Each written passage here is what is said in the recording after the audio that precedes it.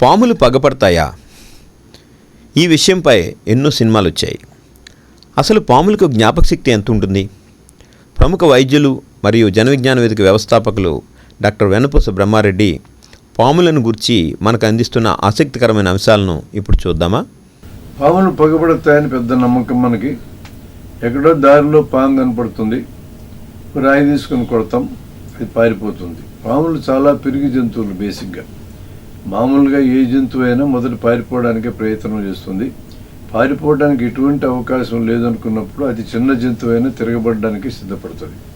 పిల్లినేను ఒక రూమ్లో పడేసి మనం తరిమేస్తే పారిపోవడానికి ప్రయత్నం చేస్తుంది. పారిపోవడానికి ఎటువంటి అవకాశం లేదని అర్థమైన తర్వాత మనిషి మీద కూడా తిరగబడుతుంది. పిల్లి ఎంత, దాని బతుకెంత, అట్లాంటిది కూడా ఇంతలో మనిషి మీద తిరగబడుతుంది. పారిపోవడానికి దారి లేకపోతే తిరగబడతాయి. పాములైనా సరే పారిపోవడానికే ప్రయత్నం చేస్తాయి. ఓ పామును బారెడు పామును చూసాం, రాయి తీసుకుని కొట్టాం, పారిపోయింది. తర్వాత ఒక నెలకు 2 నెలలకు ఇంకో బారెడు పాము కనపడింది. ఆ పాత పామే మళ్ళీ వచ్చిందని అనుకుంటాం మనం. ఆ పాము ఈ పాము ఒకటి కాకపోవచ్చు, 2 వేరు. అసలు అది గుర్తుపెట్టుకొని ఇంత దూరం వచ్చే అవకాశమే లేదు. మనం చాలామందికి మనకు ఉండే నమ్మకం బాగా గుర్తుపెట్టుకొని పగబడద్దని అనుకుంటాం. పాము మెదడు 5 గ్రాములు ఉంటుంది, మన మెదడు 1300 గ్రాములు. 1300 గ్రాముల మెదడుండే మనమే ఇప్పుడు చెప్పింది కాసేపటికి మర్చిపోతాం.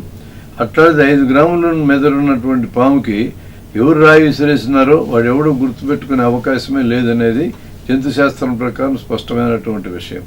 కాబట్టి పాములు పగబడతాయి అనేది కేవలం అపోహ మాత్రమే.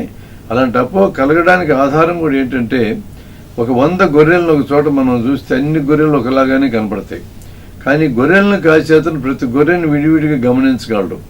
మనం కూడా రోజు పాములతో డీల్ చేస్తూ ఉంటే పాముకి తేడా మనకు తెలుస్తుంది. కానీ మనం అట్లా డీల్ చేయం. ఎప్పుడో పామును చూస్తాం, రాయి విసిరేస్తాం, మళ్ళీ ఇంకెప్పుడో చూస్తాం. కాబట్టి అన్ని పాములు ఒక రకంగానే మనకు కనపడతాయి. అలాంటి ఒక భ్రమలోంచి మనకు అట్లా పామే పగబట్టింది, ఆ పామే వచ్చిందని అనిపిస్తుంది తప్ప వాస్తవానికి ఆ పాము 2వసారి నీకు కనపడలేదు, 3వసారి నీకు కనపడలేదు. మరి వేరే పాములు కనపడితే పాత పామే అనుకొని పగబట్టి మన దగ్గరికి వచ్చిందనే అభిప్రాయం మనకు కలిగింది. దాని చుట్టూ కొన్ని 100,000 కథలు తయారైనాయి.